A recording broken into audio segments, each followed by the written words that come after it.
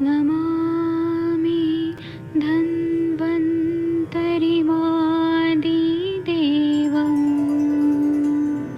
सुरासुरैर्वन्दितपादपद्मम् लोके जरारुभयमृत्युनाशं दातारमीशं विविधौषधीनां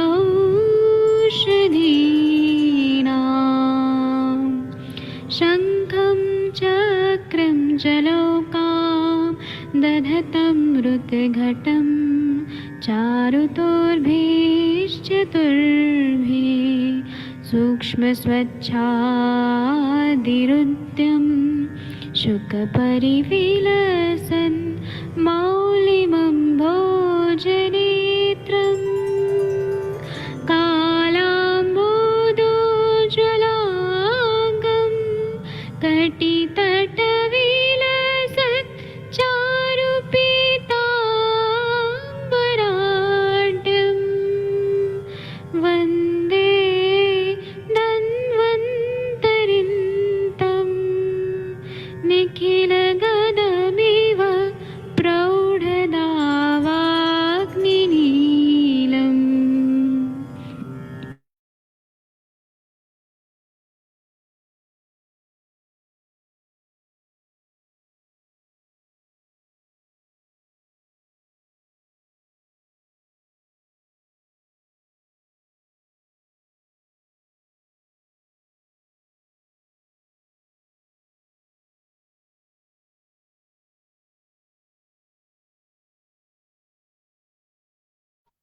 प्रणाम सभी लोग को। मैं वैद्य अरविंद पाठक आप सभी लोग का स्वागत करता हूं। सभी लोग को मैं प्रणाम करता हूं। आइए आज हम लोग मेल इनफर्टिलिटी पे बात करने वाले हैं। आप सबके सब भारत के सर्वश्रेष्ठ चिकित्सक लोग हैं, सभी को मैं प्रणाम करूंगा। और मैं प्रणाम करके आप लोगों को एक बहुत महत्वपूर्ण बातों पे बात करने वाला हूँ, मेल इनफर्टिलिटी पे। तो उसके लिए मैं अभी थोड़ा पीपीटीज दिखाऊंगा आप लोग को, ताकि आप लोग को समझ आ जाए कि हम लोग क्या बातें कर रहे हैं और आयुर्वेद में इस पे कितना बढ़िया से चिकित्सा बताया गया है। आजकल आप लोगों ने देखा होगा कि आईवीएफ सेंटर इतने सारे खुल गए हैं। मेरा जो चिकित्सा ये जो मैं पढ़ाता हूँ, ये केवल और केवल डॉक्टर लोग के लिए है, नॉन मेडिकल लोगों के लिए नहीं है। जिन्होंने डॉक्टर की डिग्री नहीं ली है उनके लिए बिल्कुल नहीं है। अगर कोई सुन रहा है तो फिर मेरा ध्यान से बात सुने। नॉन मेडिकल लोगों के लिए नहीं है, केवल और केवल डॉक्टर लोग के लिए ही मैं ये क्लास ले रहा हूँ। तो इसका मिथ्या मतलब गलत यूज नहीं होना चाहिए। जो भी हम लोग डिस्कस कर रहे हैं, इसका कभी भी ये गलत वे में दवाइयां सुन के और किसी और को बताओ और अपना खुद ही इलाज करने लगो। सेल्फ मेडिकेशन भी नहीं होना चाहिए और प्रिस्क्राइब भी नहीं करना है, क्योंकि यहाँ पर मैं उन्हीं लोगों को बता रहा हूँ जो मैं समझ रहा हूँ कि उन्होंने बीएमएस का डिग्री लिया है और उनको आयुर्वेद आता है। उनको ही मैं एक तरह से रिवाइज कर रहा हूँ। मतलब हम लोग उसी चीज को फिर से पढ़ रहे हैं, समझ रहे हैं जो एक बार हमने पढ़ा है। ठीक है। तो ये जो विद्या है, ये ज्ञान है, इसका मिसयूज नहीं होना चाहिए। चलिए, मैं पीपीटी बना चुका हूँ आप लोग के सामने, मैं सब लेके आ रहा हूँ। एक मिनट रुक जाइए बस।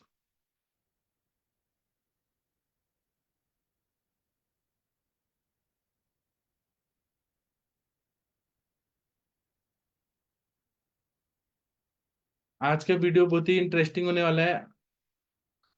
नॉन मेडिकल लोग के लिए यहाँ से मैं बोल रहा हूँ कि ये सेशन वगैरह ना देखें। जिनको आवश्यक नहीं है वो लोग क्यों ये सब चीजें देखेंगे।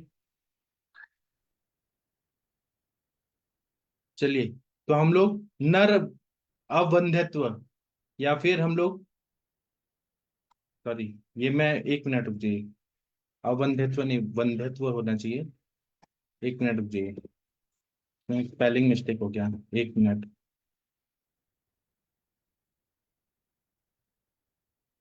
हाँ, ये जो अपरुषत्व जो रहता है उसके बारे में हम लोग चर्चा करने वाले हैं। आप सबके सब भारत के सर्वश्रेष्ठ चिकित्सक लोग हैं। मैं यहाँ पे मेल इनफर्टिलिटी, उसका हेतु क्या है, लिंग क्या है और औषध क्या है, इस पे हम डिटेल में बात करने वाले हैं। तो जब हम मेल रिप्रोडक्टिव सिस्टम देखते हैं, तो मेल रिप्रोडक्टिव सिस्टम में जो स्पर्मेटोजेनेसिस के लिए जो ऑर्गन्स इन्वॉल्व रहते हैं, वो एक देखते हैं, और दूसरा एक्सपल्शन ऑफ सिक्रीशन, उसके लिए कुछ ऑर्गन्स रहते हैं। तो ऑर्गन रिलेटेड टू सिक्रीशन, मतलब जो स्पर्मेटोजेनिस स्पर्म सेल्स बनाते हैं, उसके लिए testicles, epididymis, seminal vesicles, prostate gland, bulbo urethral gland, ये सबसे मेन रहते हैं। उसके बाद में एक्सपल्शन या इजैकुलेशन के लिए vast difference, ejaculatory duct, urethra और पेनिस, ये इंपॉर्टेंट रहते हैं।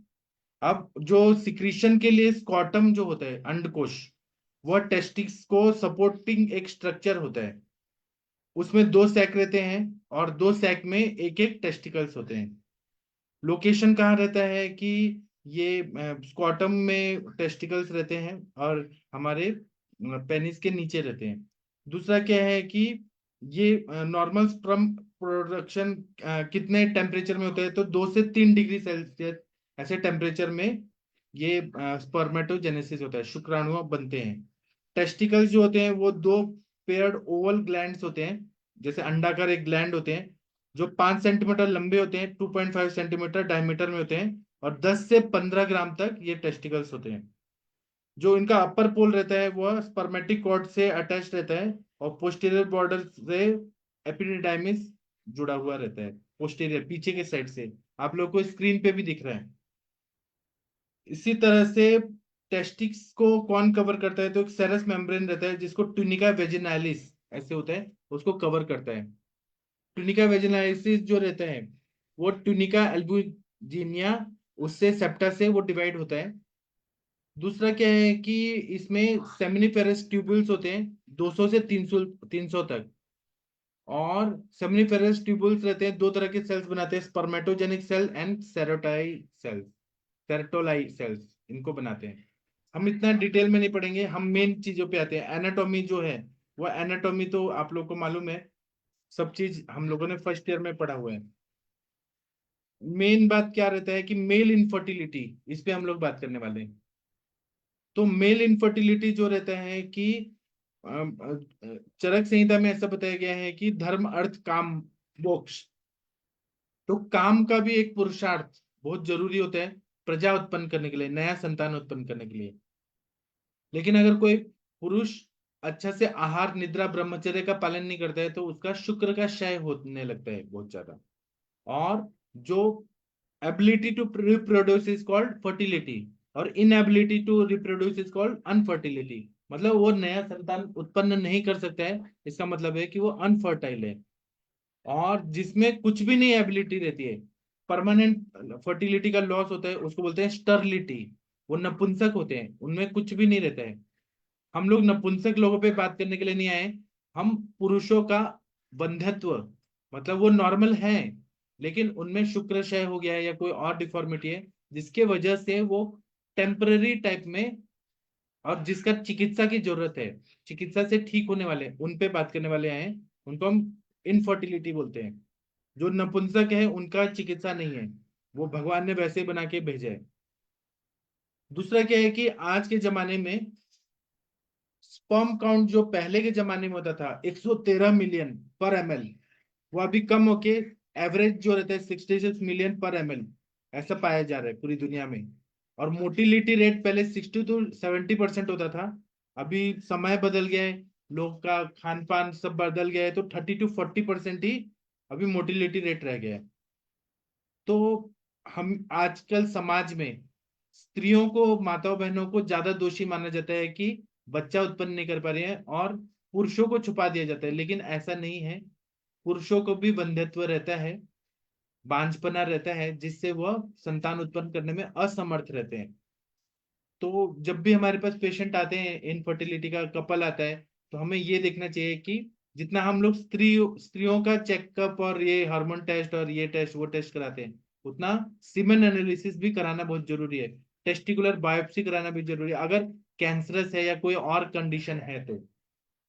मतलब पुरुषों को ऐसा नहीं सोचना चाहिए कि पुरुष है तो 100% परफेक्ट है और स्त्रियों में ही बुराइयां हैं, ये गलत बात है। दूसरा ये हमें देखना चाहिए कि कुछ टर्म्स एलोपैथी डॉक्टर्स ने रखे हैं, उनको समझना जरूरी है, क्योंकि रिपोर्ट्स में ऐसे ही आता है। रिपोर्ट्स पढ़ते हुए नहीं आएगा तो हम लोग कैसे करेंगे। तो ओलिगोस्पर्मिया, ऑलिगोस्पर्मिया किसको बोलते हैं कि कॉन्सेंट्रेशन बिलो 15 मिलियन पर क्यूबिक मिलीमीटर, उसको बोलते हैं, मतलब उनका कम है, 15 मिलियन से कम है।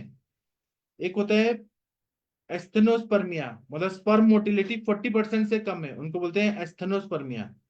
एक होता है कि टेरेटोस्पर्मिया, मतलब उसमें 4% से भी ज्यादा स्पर्म दिखने को आते हैं जो एबनॉर्मल फॉर्म में होते हैं, मतलब जिनका हेड जो है, टेल है स्पर्म सेल्स का, वो टेढ़ा मेढ़ा रहता है। एक होता है अजोस्पर्मिया, मतलब जब स्पर्म निकलते हैं, इजैकुलेट होता है, तो उसमें एक भी स्पर्म नहीं रहते हैं, उसको बोलते हैं अजोस्पर्मिया। एक होता है अस्पर्मिया, जिसमें सीमेन ही नहीं रहता है, वो इजैकुलेट करने का कोशिश करता है लेकिन कुछ भी नहीं निकलता है, तो उसको बोलते हैं अस्पर्मिया। तो ये टर्म्स लेके, रिपोर्ट्स लेके पेशेंट हमारे पास आते हैं। तो हमें पहले तो ये देखना चाहिए कि पेशेंट को कभी मम्स हुआ था क्या, टीबी हुआ था क्या, डायबिटीज हुआ था क्या, इंजरी हुआ था क्या, सेक्सुअली ट्रांसमिटेड डिजीजेज हुआ था क्या, उनको कभी रेडिएशन दिया गया है क्या, पेशेंट को स्मोकिंग का हिस्ट्री है क्या। ये मतलब अगर हमें ये सब चीजें पता रही तो हम लोग अच्छे से उनको हेतु पे हम लोग फोकस कर सकते हैं कि क्या बीमारी है कि ऐसा चीजें हो रही हैं। इसी तरह से पेशेंट को हर्निया का प्रॉब्लम है क्या, हाइड्रोसिल, हाइड्रोसिल में भी ऐसे रहता है कि इनफर्टिलिटी रहती है। फिर टेस्टिकुलर वॉल्यूम देखना है, टेस्टिस में उसका टेंडरनेस कितना है, हार्डनेस कितना है। उसी तरह से डॉपलर स्टडी करते हैं, वेरिकोसिल है क्या, जो स्पर्मेटिक कॉर्ड है वो पूरा च्युइंगम की तरह टेढ़ा मेढ़ा हो गया क्या, तो उसमें भी वेरिकोसिल में भी वजन ज्यादा उठाने से प्रॉब्लम होती है, तो उसका इलाज नहीं होता है। उसी तरह से सेमिनल वेसिकल में कोagulation हो रहा है क्या, या प्रोस्टेट ग्लैंड का लिक्विफिकेशन, उससे जो सिक्रेशन लिक्विफिकेशन जल्दी हो रहा है क्या।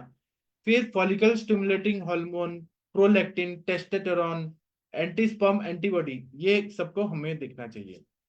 अब जब हम फॉलिकल स्टिमुलेशन हार्मोन देखते हैं, एफएसएच देखते हैं, तो इससे हमें पता चलता है कि जर्मिनल फंक्शन कैसा है। ओलिगोस्पर्मिया या जो स्पर्मिया है, तो एफएसएच जो रहता है वो बहुत ही इंपॉर्टेंट रहता है, उसी से डिसाइड होता है। उसी तरह से ल्यूटिनाइजिंग हार्मोन और एफएसएच जब हम देखते हैं, अगर वो मतलब एफएसएच लेवल बहुत ज्यादा है तो, और अस्पर्मिया है, तो उसके वजह से कुछ हार्मोनल इम्बैलेंस है क्या, टेस्टिकुलर डिसएजेनेसिस करके बीमारी है, वो है क्या, वो हमें पता चलता है। इसी तरह से टेस्टोस्टेरोन वैल्यू अगर कम है, तो टेस्टोस्टेरोन लेवल कम होने की वजह से गोनाडोट्रोफिक हार्मोन का भी जीएच भी कम है, और उसकी वजह से भी स्पर्मेटोजेनेसिस चीजें नहीं हो पा रही है। इसी तरह से हाइपर प्रोलैक्टिनीमिया है, तो उसमें भी कुछ कुछ ऐसे प्रॉब्लम होती है कि हार्मोनल इम्बैलेंस होता है।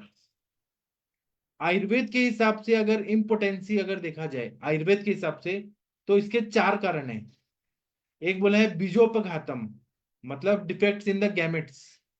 दूसरा है ध्वजोपघातम, मतलब ध्वज उपघात, ध्वज भंग है, या ध्वज में इंजुरी हो गई है।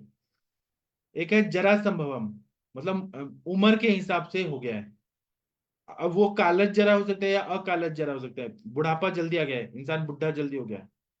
या शुक्र क्षय, मतलब शुक्र धातु का क्षय बहुत ज्यादा हो गया, इसकी वजह से इनफर्टिलिटी आती है। तो सबसे पहले मेल इनफर्टिलिटी में हमें दीपन पाचन औषधियों से शुरुआत करना चाहिए। तो हम लोग इसमें हिंगू वचादि चूर्ण दे, लवण भास्कर चूर्ण दे, वैश्वानर चूर्ण दे, अग्निकुमार रस, अग्नितुंडी चित्रकादि वटी, लशुनादि वटी, आरोग्यवर्धिनी वटी, ऐसे दीपन आम पाचक वटी, दीपन पाचन से ही शुरू करना चाहिए। जब तक रस, आहार रस बनने के बाद सार, आहार रस बनते टाइम सार के विभाजन अच्छे से नहीं हुआ, जाठराग्नि की क्रिया नहीं हुई, धात्वाग्नि की क्रिया नहीं हुई, भूताग्नि की क्रिया नहीं हुई, तो ये प्रॉब्लम सॉल्व नहीं होती है। तो इसलिए दीपन पाचन अनुलोमन, अनुलोमन इसलिए कि अपान वायु अच्छे से निकल जाए, अनुलोमित हो रोज का रोज। उसी तरह से सुकुमार कषाय, लघु पंचमूल कषाय, गंधर्व इत्यादि कषाय, इनका प्रयोग करते हैं तो बहुत अच्छा फायदा होता है। इसी तरह से जब दीपन पाचन हो जाए तो कभी कभी रुक्षता बहुत बढ़ी रहती है, रात्रि जागरण, अति मैथुन, अति पॉर्न वीडियोस, एडल्ट वीडियोस देखना, ज्यादातर उसी सब में दिन भर सोचते रहना, या वैसे ग्रुप ज्वाइन करना व्हाट्सएप पे जहाँ पे गंदी चीजें दिखाई जाती है दिन भर, ये सारे चीजें हैं अच्छे संतान होने के लिए बनाई है, रिप्रोडक्टिव सिस्टम, मतलब टू रिप्रोड्यूस, लेकिन उसका इंद्रियों पे बहुत ज्यादा कंट्रोल नहीं है और उल्टा पलटा चीजें देखा जा रहा है, उसे शुक्र क्षय बहुत होता है। तो उसमें जितना क्षय होगा उतना ही क्या होगा, वात का प्रकोप होगा। तो वात को नॉर्मल करने के लिए कल्याणक घृतम, क्योंकि माइंड पे भी काम करना है, कल्याणक घृतम, महाकल्याणक घृतम, कामदेव घृतम, ये देते हैं। उसी तरह से स्वेदन करते हैं, पटोल पत्र पत्र का पटोल का स्वेदन देते हैं, या निर्गुंडी क्वाथ या दशमूल क्वाथ का स्वेदन देते हैं। लेकिन ये टेस्टिकल एरिया में नहीं होना चाहिए, क्योंकि 2 to 3 डिग्री सेल्सियस में स्पर्मेटोजेनेसिस होता है, नए सेल बनते हैं। उसी तरह से विरेचन कराना चाहिए, तो सुकुमार एरंड तेलम, या फिर इसमें हम लोग त्रिवित लेहम दे सकते हैं, एरंड तेल दे सकते हैं। जो भी हमारे पास हम लोग देते हैं अपने प्रैक्टिस में, वो विरेचन कराएं या अनुलोमन कराएं। उसी तरह से एक दवाई बस्ती में भी बहुत यूजफुल रहता है, हपुषादी यापना बस्ती, जैसे शुक्र बहुत बढ़ता है, तो उसमें शहद 200 ml, लवण 15 ग्राम, शीरबला तेल, महास्नेह 100 ml, और मुस्ता मदन फल इसका कल्क 30 ग्राम, और शीर कषायम हपुषादी शीर कषायम शीरपाक 400 ml, मतलब ये सब मिला के 900 ml तक लेके इसको दें। तो यह बस्ती जो है वात का भी शमन करता है, और जब बस्ती प्रत्यागम होता है तो मदन फल है, तो स्त्रोतसों को शुद्ध करते हुए आता है। फिर उसके बाद जब शुद्धि हो गया, वमन हो गया, आपने वमन करना है तो वमन करिए, लेकिन बस्ती जरूर दीजिए, विरेचन जरूर दीजिए। फिर बाजीकरण द्रव्य देना बहुत जरूरी होता है। बाजी मतलब घोड़ा, घोड़ा में जैसे मैथुन करने की शक्ति होती है, उस तरह से बाजीकर औषध देके हमें उनको बताना चाहिए। और चरक संहिता में चिकित्सा स्थान में दूसरा चैप्टर जो है उसके 4 भाग है, 4 भागों में बाजीकरण ही बताया गया है। तो ये क्या करता है कि सेक्सुअल शक्ति, मतलब मैथुन करने की शक्ति को बढ़ाता है। ये एक स्वस्थ इंसान को भी दिया जा सकता है, और बीमारी जो है उसके हिसाब से भी दिया जा सकता है। तो इससे क्या होता है, क्वांटिटिवली और क्वालिटेटिवली चेंजेस होते हैं स्पर्म में, मतलब क्वांटिटी बढ़ जाती है और क्वालिटी भी इंक्रीज होती है। बाजीकरण द्रव्यों के साथ में हमें ऐसा द्रव्य नहीं देना चाहिए कि जो शुक्र का रेचन करे। एक साइड बढ़ा रहे हैं और एक साइड वो निकलते जा रहे हैं, टैंक भरा नहीं और पानी नीचे से लीक हो रहा है, तो वो बहुत खतरनाक होता है। तो कुछ जाति फल जैसे शुक्र स्तंभक दवाइयां देते हैं, या हरितकी देते हैं, या शुक्र शोषक, जैसे हरितकी शुक्र शोषक है, जो बार बार इजैकुलेट हो रहा है, बार बार हो रहा है, तो उसमें शुक्र शोषण होना भी जरूरी है। जैसे कपिकच्छु, विदारी, ये शुक्र वर्धक द्रव्य है, इनका भी प्रयोग करना चाहिए। इसका मतलब है कि हमें कुछ शुक्र रेचक भी देना है, जैसे बृहति का फल है वो शुक्र रेचक भी है, बैलेंस होना चाहिए।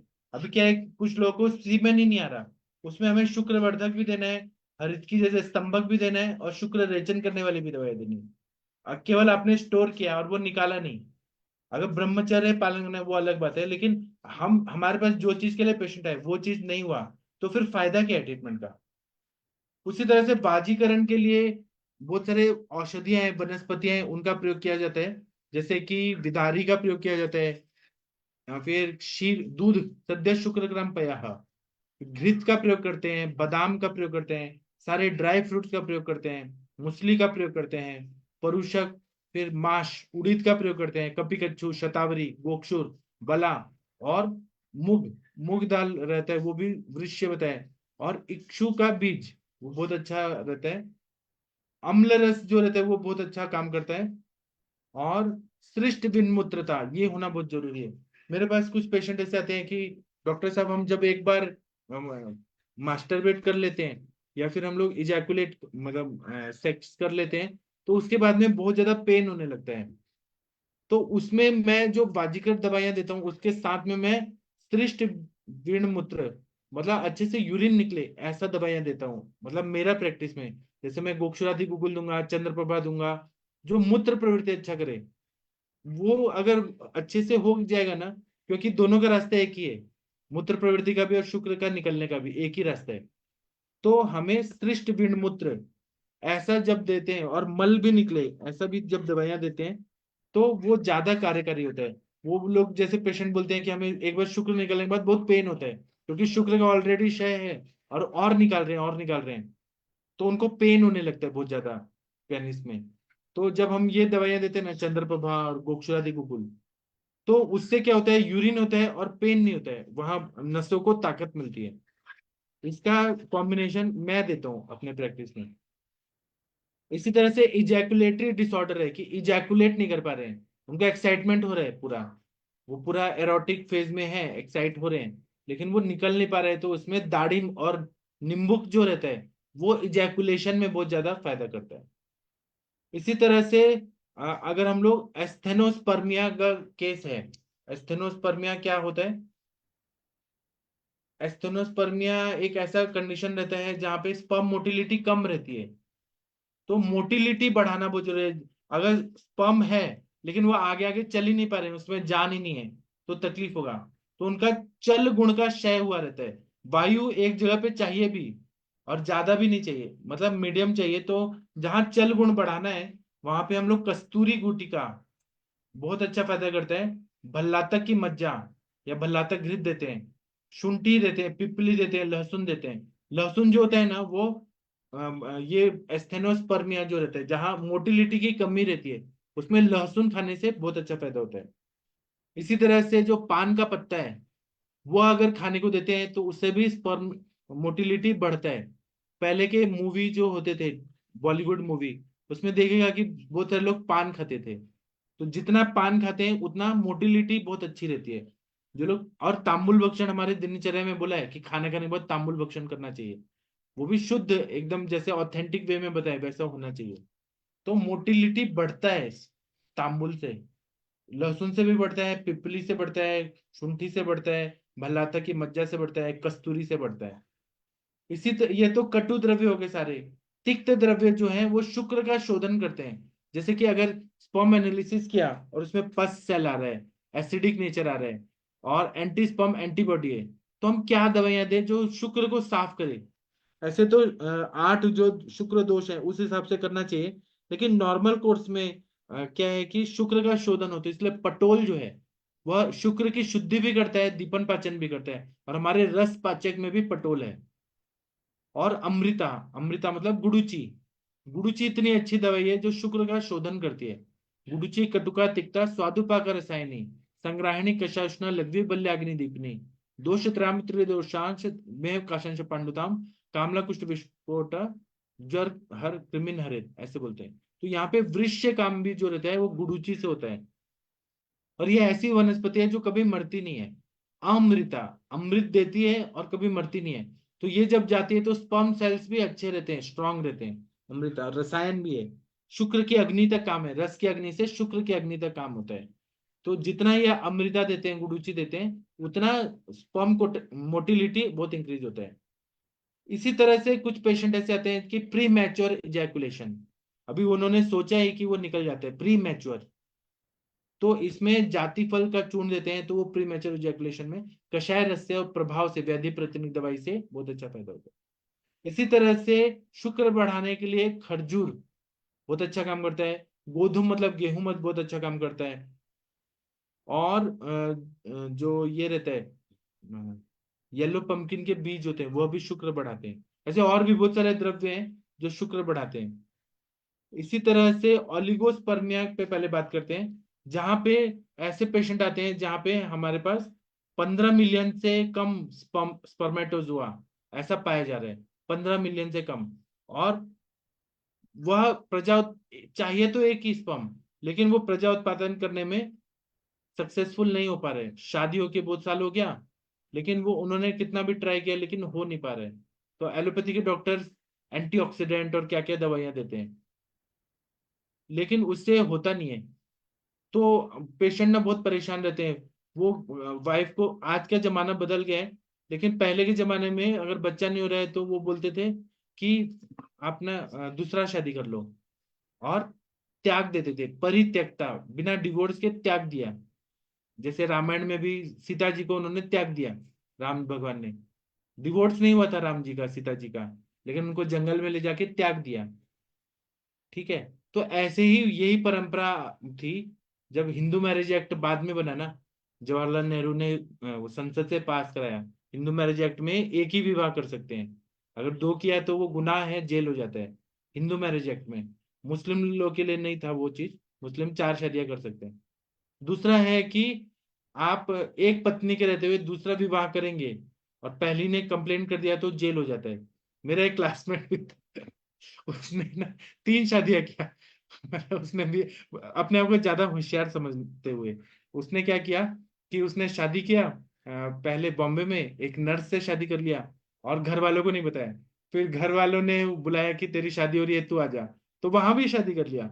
और फिर उसके बाद में उसकी एक गर्लफ्रेंड और बन गई गांव में रहते हुए, उससे भी शादी कर लिया। बाद में पहली वाले ने केस किया तो पता चला कि उसने 3 शादियां की है, तो उसको जेल हो गया। और यहाँ पे येरवड़ा जेल है पुणे में, उसमें उसको रखा गया बहुत दिन तक। फिर उसने फिर पहली वाली को बहुत उन्होंने घर बेचा, ये बेचा, मेंटेनेंस दिया। पहली वाली ने केस वापस लिया, फिर उसका डिवोर्स हुआ। फिर उसने और 2 लड़कियों ने भी छोड़ दिया उसको। फिर उसने चौथी शादी किया। तो ये तो अलग बात है।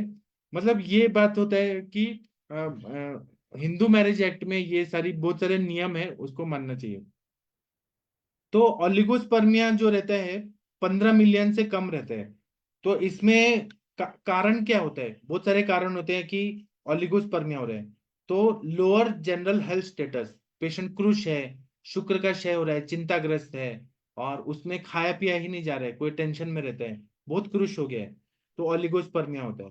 इसी तरह से ऑक्यूपेशनल एक्सपोजर्स होते हैं, जैसे हीट बहुत ज्यादा मिल रहा है, बेंजीन मिल रहा है, क्रिस्टोट करके केमिकल फैक्ट्री में काम कर रहे हैं, स्मोकिंग बहुत ज्यादा खा रहे हैं, या रिक्रिएशनल ड्रग्स ले रहे हैं एलोपैथी का, उससे हो सकता है। या वेरिकोसील है, उसकी वजह से ओलिगोस्पर्मिया होता है। या अनडिस्टेंडेड टेस्टिकल्स, जो टेस्टिकल्स है ना वो नीचे आए नहीं, ऊपर के ऊपर ही रह गए, उसके वजह से। फिर बिनाइन प्रोस्टेटिक हाइपरट्रॉफी हो गया, टेस्टिस का कैंसर हो गया, या कैंसर का ट्रीटमेंट चल रहा है उसके साइड इफेक्ट से। या फिर क्रोमोसोमल डिलीटेशंस ऐसे हो रहे हैं। या फिर हाइपोगोनाडोट्रोफिक हाइपोगोनाडिज्म, या मम्स ऑर्केटिस, या thyroid related anomalies, thyroid related T3 T4 TSH imbalance है। ओबेसिटी भी एक कारण होता है, मोटापा, हार्ट डिजीज भी होता है। और डायबिटीज वाले पेशेंट तो ओलिगोस्पर्मिया के रहते ही हैं, उनको प्री मैच्योर इजैकुलेशन भी रहता है, शुक्र का क्षय बहुत रहता है, धातु में शिथिलता रहती है। या स्पाइनल कॉर्ड इंजरी की वजह से ओलिगोस्पर्मिया हो सकता है। सर्जिकल प्रोसीजर हुआ, जैसे वेसेक्टोमी किया, हर्निया रिपेयर किया, और रिएक्टोमी किया, ऐसी बहुत सारी चीजें होती हैं जिसकी वजह से ये प्रॉब्लम हो सकती है। या एनाबॉलिक स्टेरॉइड मेडिकेशन, जैसे anti androgen, sulfa agents, calcium blocker जो बीपी के लिए देते हैं, अल्फा ब्लॉकर्स, इन सब की वजह से भी ओलिगोस्पर्मिया हो सकता है। जहाँ पे शुक्र अणु जो है वो 15 मिलियन से कम है। दूसरा बात क्या है कि अगर शादी हुआ है, भारतीय संस्कृति में 16 संस्कार बताए हैं सनातन धर्म में, तो विवाह का कंपल्शन किया जाता है कि विवाह करके ही आप मैथुन करिए। ऐसे अगर आप कर रहे हैं तो फिर वो गैर कानूनी है। लिव इन रिलेशनशिप में भी कर रहे हैं, लेकिन आजकल तो ट्रेंड बदल गया है, लेकिन जो भारतीय संस्कृति है वो अलाउ नहीं करता है लिव इन रिलेशनशिप, या अपनी पत्नी को छोड़ के किसी और से रिलेशन रखना, एक्स्ट्रा मैरिटल अफेयर रखना और ये सब करना, ये शास्त्र के विरुद्ध है। अगर कोई करता है तो वो पाप है। अब एक पत्नी को रहते हुए दूसरे से संबंध बनाना बहुत बड़ा गुनाह है। आज के जमाने में निर्लज्जता आ गई है, तो उसको कोई गुनाह नहीं मानता है, ना लड़कियां मानती है ना लड़के मानते हैं। लेकिन शास्त्र इन सबको अलाउ नहीं करता है। दूसरा क्या है कि क्रोमोजोनल डिफॉर्मिटीज जो रहते हैं उसको हम नहीं ठीक कर सकते हैं आयुर्वेद के हिसाब से। और हम लोग जो ओलिगोस्पर्मिया है उसको शीर्ण शुक्र ऐसे समझ के हम लोग चिकित्सा करते हैं। तो शीर्ण शुक्र अगर हम लोग देख रहे हैं अपने ग्रंथों के हिसाब से, तो उसका कारण बहुत सारा है। वो क्यों नहीं बन रहा है? एलोपैथी के डॉक्टर सीमेन एनालिसिस करके बोलेंगे ओलिगोस्पर्मिया, उसमें एंटीऑक्सीडेंट्स ओमेगा 3 और क्या क्या दवाइयां देंगे, लेकिन कॉज केवल और केवल आयुर्वेद बताता है। वो लोग बोलते हैं कि आप मास्टरबेट करो, इजैकुलेट करो, आप वो नॉर्मल बन जाता है, फिर इच्छा होती है तो निकल जाता है। आयुर्वेद नहीं बोलता है इसको, ऐसा नहीं होता है। जितना हो सके शुक्र वेग आ गया तो निकल जाना चाहिए, लेकिन काम क्रोध जो धारणीय वेग है उनको धारण करना है, उनको रोकना है। अधारणीय वेग को नहीं रोकना है। आप उस स्टेज में जाइए मत कि आग से खेलना पड़ रहा है, वैसा जाइए नहीं। दूसरा क्या है कि वेग धारण करना, वेग उदीरण करना। वेग धारण का मतलब है कि जब रोकना, शुक्र को रोकना। सॉरी, वेग धारण का मतलब है कि अधारणीय वेगों को धारण करना, जैसे कि मल मूत्र का वेग रोक रहे हैं बहुत देर से, वायु का प्रकोप होता है। अभी मेरे पास एक पेशेंट का फोन है कि सर मेरे को लॉस ऑफ लिबिडो है, मुझे ये वो है, मेंसेस का डिसमेनोरिया है, सब कुछ है। मैं स्कूल में पॉटी का वेग रोक के रखती थी पूरा दिन भर, वॉशरूम होता था तभी मुझे स्कूल में नहीं जाना होता था, तो मैं पॉटी का वेग, यूरिन का वेग रोक के रखती थी, घर आके ही करती थी। ऐसे वेग धारण करना या वेगों का उदीरण करना। कुछ लोग को बार बार वॉशरूम जाने की आदत होती है, जबरदस्ती निकालना। इससे क्या होता है, शुक्र क्षीण होता है, क्योंकि इसमें पैरासिम्पथेटिक पैथोलॉजी होती है। वेगान न धारित न उदीरित, ऐसा बोला है। इसी तरह से जो लोग क्षार का सेवन ज्यादा करते हैं, मतलब बेकिंग सोडा बहुत ज्यादा खा रहे हैं खाने में, शस्त्र कर्म अग्निकर्म हो गया है, जैसे रेडिएशन हो गया, इंजुरीज हो गया, तो अग्निकर्म में रेडिएशन भी आएगा। तो रेडिएशन अगर बॉडी में ज्यादा हुआ, जो लोग एक्सरे मशीन या पेट स्कैन या एमआरआई का एक्सपोजर ज्यादा हो रहा है, उन लोगों को ये प्रॉब्लम होती है, क्षीण शुक्रता। फिर अयोग मैथुनम, कुछ अयोग जगह में मैथुन करते हैं सेक्सुअल रीजन की वजह से, जहां पे नहीं करना है वहां पे ना करके उल्टा पुल्टा करते हैं और शुक्र का क्षय कर देते हैं, जैसे ओरल सेक्स करते हैं या कहीं और करते हैं, ब्रेस्ट पे कर देते हैं या कहीं और, या शुक्र निकल जाते हैं। तो उसके वजह से अयोग मैथुनम, उसके वजह से क्षीण शुक्रता होती है। आहारज में खाना पीना अच्छे से नहीं खा रहे हैं, ऐसे चीजें खा रहे हैं जिससे शुक्र धातु तक वो आहार रस पहुंच ही नहीं पा रहे, प्रॉपर न्यूट्रिशन नहीं मिल रहा है। बस ये देखा जाए कार्बोहाइड्रेट कितना है, प्रोटीन कितना है, फैट्स कितना है, अमाइनो एसिड कितना है, विटामिन ए कितना है। लेकिन आयुर्वेद ऐसा नहीं बोलता, आयुर्वेद षड रसात्मक आहार बोलता है। आयुर्वेद का कॉन्सेप्ट और मॉडर्न साइंस का कॉन्सेप्ट एकदम ही अलग है। तो आहारज हेतु रहते हैं। अब कुछ लोग बोलेंगे कि हम केवल डाइट करेंगे, वजन कम करने के लिए, जीरो फिगर बनाने के लिए, पुरुष पुरुष भी अच्छा बनना चाहते हैं, तो जिम में जाएंगे, प्रोटीन पाउडर खा के रहेंगे, तो उससे क्या शुक्र बनेगा? आप लोग खुद सोचिए। पूरा दिन कुछ नहीं खाएंगे, केवल प्रोटीन पाउडर और स्प्राउटेड चीजें खाएंगे, सैलेड खाएंगे, बस हो गया। दाल भात सब्जी रोटी ये सब नहीं खाना है, जो चीजें नकली चीजें हैं वो खाना है। और फिर स्टेरॉइड के इंजेक्शन लेने हैं मसल्स को फुलाने के लिए। तो ये सब क्या हो गया, लैक ऑफ प्रॉपर न्यूट्रिशन, इससे बीमारियां होती है, क्षीण शुक्रता होती है। कुछ मानसिक कारण होता है कि डिप्रेशन बहुत ज्यादा होता है, कोई वजह से, कोई भी कारण हो सकता है, गर्लफ्रेंड ने छोड़ दिया, डिवोर्स हो गया, या फिर पैसे का लॉस हो रहा है, किसी का डेथ हो गया, तो मानसिक रूप से इच्छा ही नहीं होती है, मन घिन्न हो जाता है वो चीजों से। और या सेरेटोनिन जो हैप्पी हार्मोन है उसका लॉस होना, इसके वजह से भी क्षीण शुक्रता होती है। शुक्र जो है वो हर्ष उत्पन्न करता है, जॉयफुल फीलिंग, प्लेजर उत्पन्न करता है। अगर शुक्र का क्षय है मतलब उत्साह भी नहीं है, पेशेंट को कोई काम करने में मन नहीं लगता, निगेटिव थॉट्स आते हैं, सुसाइडल थॉट्स आते हैं, बिहेवियरल चेंजेस रहते हैं। और आयुर्वेद में ओज क्षय के लक्षणों में बताया है कि इंसान डरता है, आंख से आंख मिला के नहीं बात करता है, बहुत निगेटिव सोचता है हर चीज के लिए। इसी तरह से अवस्था विशेष से देखिए, जैसे अनीमिया है, खून की कमी है या डायबिटीज है, उस अवस्था में भी क्षीण शुक्रता होती है। या फिर स्त्रियों के प्रति नफरत हो जाना, जिसको बोलेंगे स्त्रीशु असृजनता, मतलब स्त्रियां देख के ही घिन आती है। वो कुछ मेंटल कारण होता है, मतलब कुछ मानसिक रोग होता है, या फिर कुछ ऐसा घटना हो गई होती है कि स्त्रियों से दूर रहना है। फॉर एग्जाम्पल, जो तुलसीदास जी जो थे ना, कविराज तुलसीदास जी, उनको ना अपनी वाइफ से इतना प्यार था, इतना प्यार था कि उनको, पहले तो वो भगवान भगवान करते थे, 32 दांत लेके जन्म हुआ था उनका, तो वो भगवान में हमेशा उनको इंटरेस्ट था। लेकिन विवाह हुआ तो उनको उनकी वाइफ ही भगवान थी, जोरू का गुलाम ऐसे बन गए। तो एक बार ना उनकी वाइफ जो थी, और ये बनारस के उधर घाट में आप जाएंगे, वहां पे काशी विश्वनाथ मंदिर है ना, उसके आगे आप जब चौखंबा के अंदर उधर जाते हैं, तो वहां पे तुलसीदास जी का घर है, वहां पे पता है, और उनने आनंद पत्रिका और सब चीज लिखा हुआ है कि वहां पे वो रहे थे। और बाबरी मस्जिद जो था वहां पे बैठ के उन्होंने ये रामचरितमानस लिखा था, राम जी के मंदिर में जहाँ पे बाबरी मस्जिद बना था। तो वो जो तुलसीदास जी थे ना, वो इतना अपनी पत्नी से प्यार करते थे कि उनके बिना रह ही नहीं पाते थे। उन्होंने राम को छोड़ दिया, भगवान को छोड़ दिया, केवल वाइफ। तो एक बार उनकी वाइफ ना मायके चली गई, तो इनसे रहा नहीं गया, वो आने वाली थी लेकिन इनसे रहा नहीं गया पत्नी के बिना। तो इन्होंने क्या किया कि गंगा नदी को पार करने के लिए कूद गए पत्नी के प्यार में। तो वहां पे मुर्दा था, डेड बॉडी बहाते थे उस जमाने में, अभी भी बहाते हैं। मुर्दा को बहा देते हैं गंगा नदी में। तो उन्होंने क्या किया, मुर्दा को पकड़ के, उनको पता चल रहा है कि ये मुर्दा है, डेड बॉडी को छूना गलत है, लेकिन उसको पकड़ के तैर के वहां चले गए। और फिर जब चढ़ने लगे तो दरवाजा तो बंद था, रात को, रात का टाइम था। तो वहां पे उनको दिखाई दिया कि एक रस्सी है, लेकिन वो एक्चुअल में सांप था। और सांप को पकड़ के और वो चढ़ गए। और फिर उनको मालूम चल रहा था कि सांप है, और वो बहुत ही बड़ा नाग था, उसको पकड़ के चढ़ गए।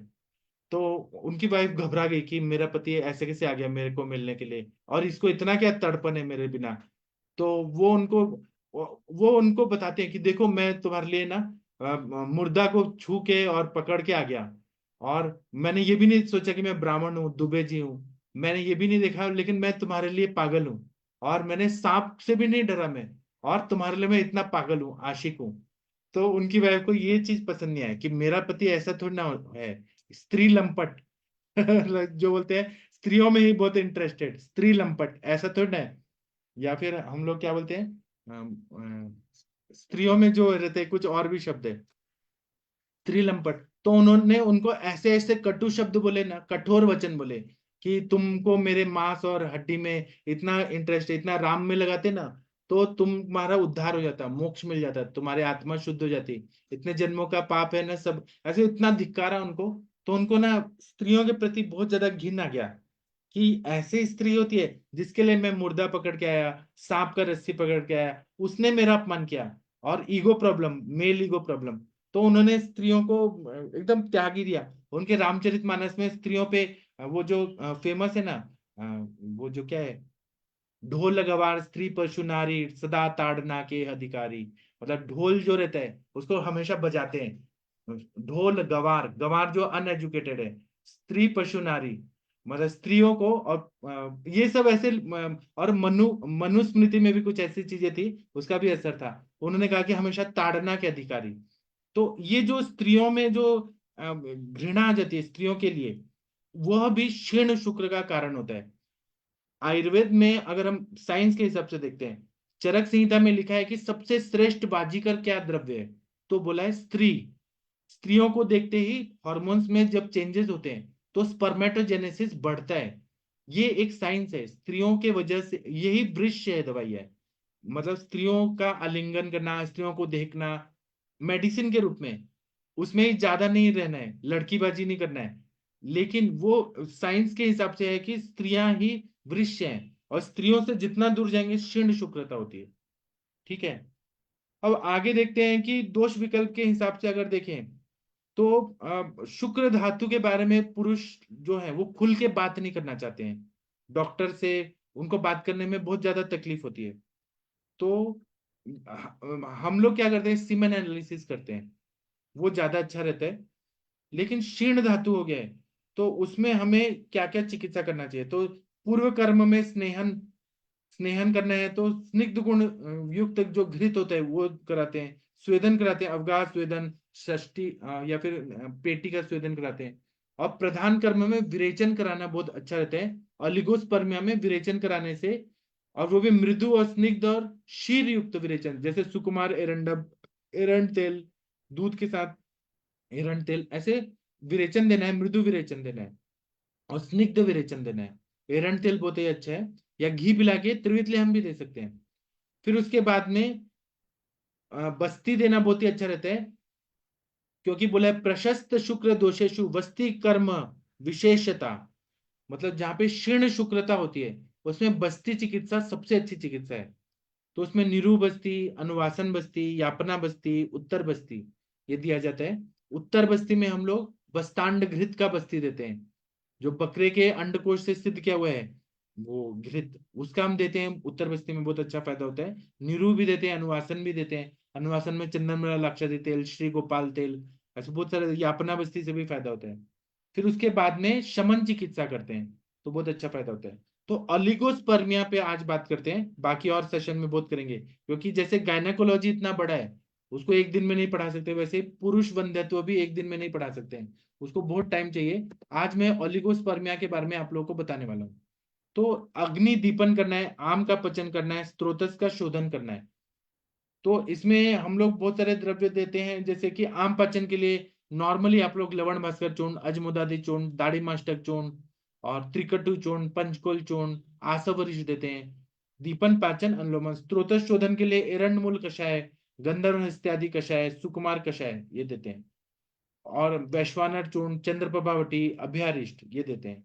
और जो स्नेह देना है उसके बाद जब आमावस्था चली जाए, निरामावस्था आ जाए, तो कल्याण घृतम, महाकल्याण घृतम, कामदेव घृतम, सुकुमार घृतम ये सब देते हैं। और मुस्तादी यापन बस्ती, मुस्तादी राज यापना बस्ती, चरक सिद्धि स्थान 12th में 16 नंबर का श्लोक है। उसमें शहद 200 ml, नमक 15 ग्राम, शीरबला तेल 100 ml, सुकुमार घृत 100 ml, और सामान्य कल्क में श्यामा, शतावा, पटोल, रसांजन ये सब मिला के 30 ग्राम, और शीर कषाय 400 ml, मांस रस 100 ml, और मदन फल भी डालते हैं।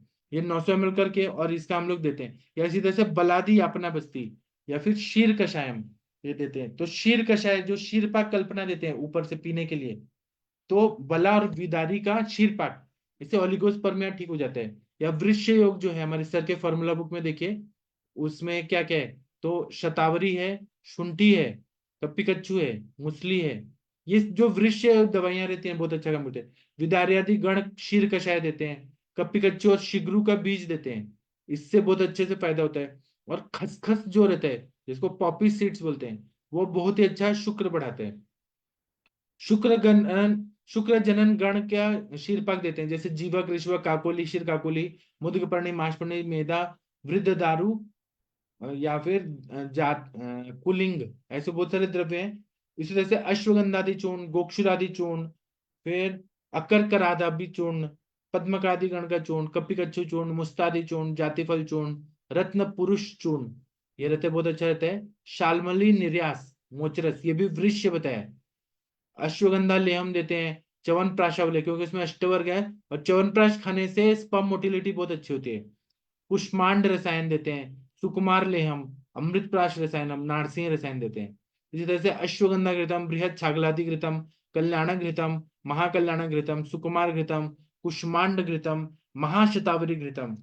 इसी तरह से आसवरिष्ठ में अश्वगंधा दशमूलारिष्टम, बलारिष्टम, नारिकेलासवम। इसी तरह से भृंग राजासवम, नारिकेलासवम बहुत अच्छा फायदा करता है। कुछ भस्म भी देते हैं जो ओलिगोस्पर्मिया को ठीक करता है, शुक्र को बढ़ाता है। उसमें है अब्रक भस्म, रजत भस्म, स्वर्ण भस्म, वंग भस्म, त्रिवंग भस्म बहुत अच्छा रहता है। इसी तरह से सिद्ध मकर ध्वज, स्वर्ण वंगम, वसंत कुसुमाकर रसम ये बहुत अच्छा काम करता है। आप लोग को मालूम होगा कि हनुमान जी के बेटे का नाम मकर ध्वज है, और उनका मंदिर जो है, हरिहर सर से पूछिए, जो हम लोग द्वारका के लिए जब जाते हैं, तो बेट द्वारका करके एक जगह है, वहां पे जो ओरिजिनल कृष्ण भगवान की नगरी है, बहुत सारा चीज तो डूब गया है, लेकिन जहाँ बेट द्वारका में जाते हैं, वो बेट द्वारका मतलब है कि कुछ गिफ्ट दिया गया था कृष्ण भगवान को, कोई जगह वहां पे कृष्ण भगवान रहते थे राजधानी में। तो उसी से आगे जाएंगे कुछ 5-6 किलोमीटर आगे, जहाँ पे समुद्र का एंड है, वहां पे मकर ध्वज का मंदिर है। हनुमान जी और मकर ध्वज का मंदिर है। और वो पूरा एरिया आप लोग को कभी जाना होगा तो हम लोग जाएंगे वहां पे। चारों ओर से समुद्र है, और वो एक टापू पे है वो मंदिर, और जाने का एक ही रास्ता है, संकरा रास्ता है, गाड़ी से जा सकते हैं। वहां मजा आता है पूरा। तो वहां मकर ध्वज भगवान का जो मंदिर है हनुमान जी के बेटे का, तो तो वहां पे जाने के बाद पूजा वगैरह करते हैं ना, तो पुरुषों का जो बंध्यत्व है वो सॉल्व हो जाता है, दैव व्यापाश्रय चिकित्सा वहां का प्रसाद खाने से हो जाता है ठीक। क्योंकि वंध्यत्व का अगर देखें एग्जाम्पल, तो राजा दशरथ जी भी वंध्यत्व का वो थे, उनकी 3 रानियां थी, 3 शादियां किया था, लेकिन उनको संतान नहीं हो रहे थे। तो उन्होंने जब खुद से संतान नहीं हो रहा था, तो पुत्रेष्टि यज्ञ कराया गया। पुत्रेष्टि यज्ञ से अग्नि देवता प्रसन्न हो गए, और उन्होंने खीर खाने को दिया। तो खीर खा के फिर माता कौशल्या, माता कैकेयी और वो थी सुभद्रा, उनको फिर संतान हुए। तो मतलब यहाँ मेल इनफर्टिलिटी त्रेता युग में भी था ऐसा माना जाता है। और जो पांडु जो थे, अपने पांडवों के जो पिता थे, उनको भी राज्यक्षमा या ऐसे कुछ तो बीमारी थी। तो उनको जब कुंती माता को एक आशीर्वाद था सूर्य भगवान के उससे, कि जब भी वो सूर्य भगवान को या देवताओं को बुलाएंगी तो वो लोग आ जाएंगे। तो कुंती को कर्ण हुए सूर्य भगवान के उससे आशीर्वाद से। और ये तो हमें मैथोलॉजिकल बोला जाता है कि सूर्य भगवान के आशीर्वाद से हुए, लेकिन मतलब कुछ उनको शक्ति थी, दिव्य शक्ति थी, और पांडु से नहीं हो पा रहे थे संतान, तो और देवताओं को बुलाया गया, जैसे ये यमराज को बुलाया गया। ऐसे बहुत सारे देवताओं से पांडु लोग हुए, पांडव लोग हुए। उसके पहले भी जो पांडु थे, धृतराष्ट्र थे और विदुर जी थे, उनकी जो माता थी, जो क्या नाम है मैं भूल गया, तो उनको भी संतान नहीं हुए थे, तो व्यास मुनि से व्यास मुनि को बुलाया गया, और अंबा अंबालिका ऐसे कुछ तो है ना कहानी, उनसे संतान हुए, तो ये सारी चीजें हुए। तो मेल इनफर्टिलिटी महाभारत युग में भी था, त्रेता युग में भी था, और कलयुग में तो इतना ज्यादा बढ़ रहा है। तो अब अभी क्या है ना कि इसमें बस्ती के लिए चंदन बड़ा लाक्षादी तेल बहुत अच्छा काम करता है, सारे ऑर्गन, मेल रिप्रोडक्टिव सिस्टम को स्ट्रेंथ देता है, चंदन बला लाक्षादी तेल। फिर शीर बला तेल, नारायण तेल बहुत अच्छा काम करता है, और धन्वंतर तेल, शीर बला तेल बहुत अच्छा काम करता है। और पूर्ण चंद्रोदय का अगर भस्म दिया जाए, धातु कल्प दिया जाए, नागवंग सिंदूरम दिया जाए, तो बहुत ही अच्छा से ओलिगोस्पर्मिया में फायदा होता है। अब इस विषय पे आप लोग कुछ बोलिए प्लीज, मैं अनम्यूट करने का ऑप्शन देता हूँ। डॉक्टर महेंद्र सर, आपने ऐसे पेशेंट में ट्रीटमेंट दिया है जहाँ पे लो स्पर्म काउंट है? डॉक्टर महेंद्र सर, कुछ बोलिए सर सर। मैंने एक तो दीपन पाचन किया। दीपन पाचन के बाद एक रसायन बटी आती है बैद्यनाथ की बोधी, संग में अश्वगंधा चूर्ण, और संग में मैंने ये अपनी जो बस्ती है खीरबला तेल की ये भी दी, और संग में उसमें एक और दिया था मैंने उसमें क्रंच पाक। हम्म, और उससे करीबन जो मानो अब 3-4 महीने बाद में उसकी वापस जो काउंटिंग थी वो सही थी। उसकी पहले जो काउंटिंग आई वो डाउन थी, मतलब बिल्कुल नेगेटिव तो नहीं था, लेकिन एक्टिव नहीं थे उतने। और उसके बाद वो एक्टिव हो गए और वापस उसके बच्चा भी हो गया था। जी ये करीबन 1.5-2 साल पुरानी अनुभव है मेरा। जी। और क्या है ना, जब भी संतान नहीं होती है, तो पुरुषों को भी दवाई देनी चाहिए और स्त्रियों को भी दवाई देना चाहिए, दोनों को देना चाहिए। उस लेडीज का चेक कराया था, वो सही थी। वो जेंट्स की दिक्कत थी उसके, इरेक्टाइल भी था, वो दिक्कत भी थी उसके, और उसको मास्टरबेशन की दिक्कत थी उसके ज्यादा तो। और संग में मैंने उसका हाँ विष्णु तेल का वो भी कराया था, अभ्यंग जी लिंग पर। ठीक है। और कोई कुछ बोलना चाहते हैं? रोहतास सिंह जी, आप कुछ बोलना चाहते हैं? जी हाँ बोलिए। प्रणाम जी बोलिए। सर। एक पेशेंट, जी। मैंने वो जो ना उसका वीडियो भी भेजा ग्रुप में। अच्छा एपिलेप्सी का पेशेंट है। अच्छा। एपिलेप्सी क्या का? जी आप तुरंत शायद अचानक एपिलेप्सी। आप शायद सेशन में नहीं है या बाहर से आए हैं क्या? अभी क्या टॉपिक हो रहा है, क्या बात हो रहा है? नहीं मालूम मेरे को। हाँ, तो जो टॉपिक हो रहा है उस पे बात करिए, नहीं तो अभी फालतू में बकवास मत करिए, नहीं तो मैं आपको रिमूव कर दूंगा। जो जो सेशन में जो चीजें होती है उसमें, इसके बाद जो 9 बजे जो लेक्चर होते हैं उसमें आइए वो लेके के, अभी नहीं। 9 बजे में। हाँ चलिए। हाँ गंगवार सर, आप कुछ बोलना चाह रहे हैं? हाँ प्रणाम सर। हाँ सर प्रणाम। ये जैसे जो एक तो क्या कहते हैं ऑलिगोस्पर्मिया के पेशेंट आते हैं, अभी एक पेशेंट चल भी रहा है, तो सर जी दीपन पाचन के साथ साथ जैसे अश्वगंधा है, सदावर है, कौच है और मुसली है, इनका कॉम्बिनेशन बना के देता हूँ आपको, थोड़ी सौंठ मिला के सर। जी और सर इसको सिद्ध मकर को दे दीजिए सर, जी तो बहुत अच्छा काम करता है जो मैंने देखा है। और जो कंपनियों के बहुत सारे पेटेंट भी आते हैं, तो वो दे दो तो पेशेंट ठीक ठाक हो जाया करते हैं। तो मेन है सबसे पहले उसका डाइजेशन सही होना, मतलब उसकी अग्नि सही होना सर। जी। सर लेकिन जो है पेशेंट डायबिटिक होते हैं सर, उनमें हाँ बहुत दिक्कत आती है। बराबर। डायबिटिक पेशेंट में सर जैसे इरेक्टाइल डिस्फंक्शन है सर, जी तो सर उसमें जैसे बसंत कुसुमा का रस भी दे रहे हैं, और सर क्या कहते हैं ये काम चूड़ामणि रस भी दिया है, सिद्ध मकर को गुटखा भी दिए, तो लेकिन सर रिजल्ट बहुत अच्छे नहीं आ रहे हैं सर। तो आपने प्रमेय का संप्राप्ति में देखा होगा ना कि बहुत ज्यादा क्लेद बढ़ जाता है, धातु में शिथिलता आ जाती है, धातु बहुत वीक जी हो जाते हैं। तो पहले तो हमें वहां पे क्लेद को निकालना है, धातुओं को बढ़ाना है, सारे धातुओं को बढ़ाना है, बलवान बनाना है। फिर उसके बाद ये वृक्ष और बाजीगर दवाइयाँ दीजिए। सर मैंने अभी एक तो उसमें पेशेंट है शिलाजित अच्छा सर, रहता है, शिलाजित। हाँ जी बोलिए। सर मैंने एक पेशेंट है, अभी एक डायबिटिक पेशेंट है, तो सर मैंने उनका पूरा क्या कहते हैं भवन विवेचन कराया, तो HbA1c 10 से 7 आ गया था। 10 अच्छा पॉइंट ऐसी कुछ समथिंग था, वो 7 के आसपास आ गया। तो उनका लाइफ स्टाइल बहुत अच्छा हो गया। लेकिन सर उसके बाद मैंने क्या कहते हैं उन्हें बसंत कुसुमा का रस दिया, और क्या कहते हैं आप रसेंद्र कामचूड़ा रस मंगाया था मैंने सर। तो और ये मकर ध्वज दिया, और मीठा दे नहीं सकते कुछ उन्हें। तो सर बहुत अच्छा रिजल्ट नहीं आया, लेकिन रिजल्ट बहुत अच्छा नहीं आया सर। तो तो सर क्या कर ऐसे सकते ऐसे में फिर से केस टेकिंग करिए, उनका हेतु सेवन क्या है, पूरा अच्छे से संप्राप्ति लक्षण पूरा डिटेल में करिए, फिर मैं आपको बताऊंगा कि क्या करना है। हैं? ठीक सर। जी सर। HbA1c क्यों बढ़ रहा है, अभी क्या खाने में गड़बड़ हो रही है? चावल खा के दिन में सो जाते हैं क्या? मतलब कुछ ना कुछ आज से सुखम स्वप्न सुखम जो है, ग्राम्य आहार और अधिक आहार, दूध सर वाला, वो तो 8-10 साल पुरानी डायबिटिक है सर ना। वो ठीक है, वो ठीक है, लेकिन अभी भी क्या और हेतु सेवन हो रहा है, तो उसका सिस्टमेटिकली ट्रीटमेंट करेंगे तब HbA1c ठीक होगा। ठीक सर। जी सर। ठीक है, थैंक यू सर। आप केस बताइए अच्छे से, फिर मैं बताऊंगा। हाँ, और किसी को कुछ बोलना है इस टॉपिक पे? किसी को कुछ बोलना है तो बोल सकते हैं अनम्यूट करके। अभय सर कुछ बोलना चाहते हैं, प्रशांत भट्ट जी, पल्लवी मैम कुछ बोलिए आप लोग, अनुरिता मैम बोलना चाहती हैं?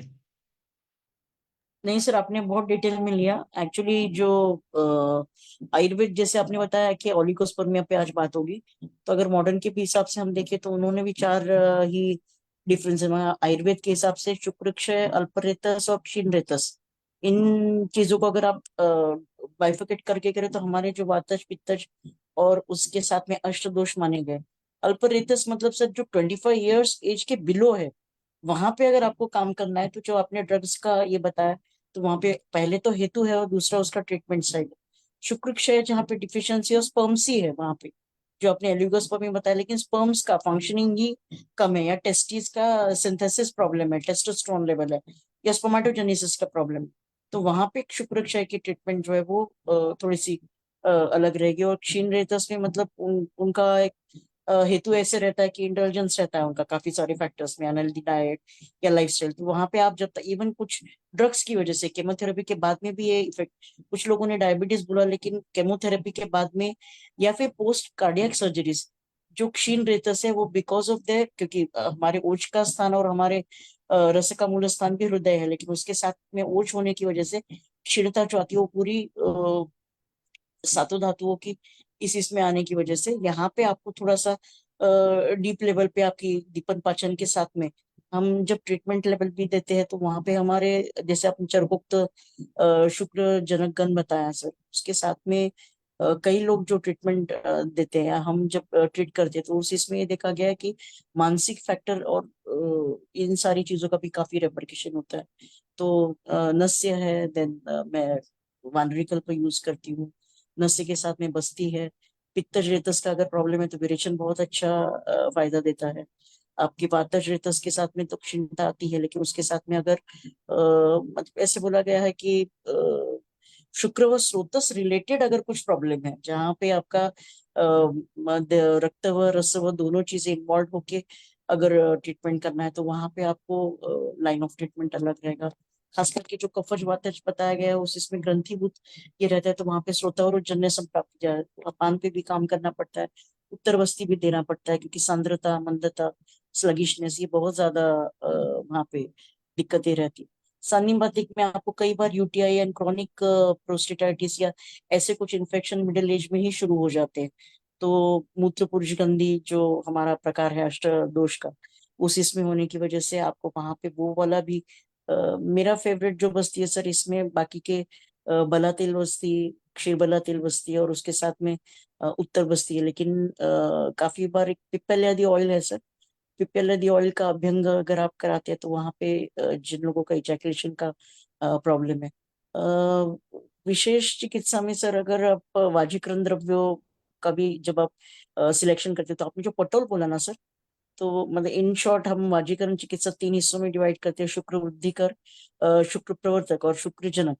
शुक्र जनक और प्रवर्तक दोनों इंक्लूडिंग, तो वहां पे आपका पटोल बहुत अच्छी तरह से काम करता है सर, और वो दीपन का ही काम करता है, क्योंकि हमारे रस पाचक और इसमें भी बताया, मैं मांस रस का भी इस्तेमाल करती हूँ, मांस योग भी देती हूँ, शतावरी भी देती हूँ, और खास करके मेरा शहद का यूज ज्यादा होता है। अगर आपके पास में लेड फ्री प्योर शहद है तो शहद ये आपका जो भी है सद्य शुक्र वृद्धि करके इसमें आता है, या फिर आपका शुगर केन जो है, तो ये आहारीय द्रव्य में सद्य शुक्र करके आएगा।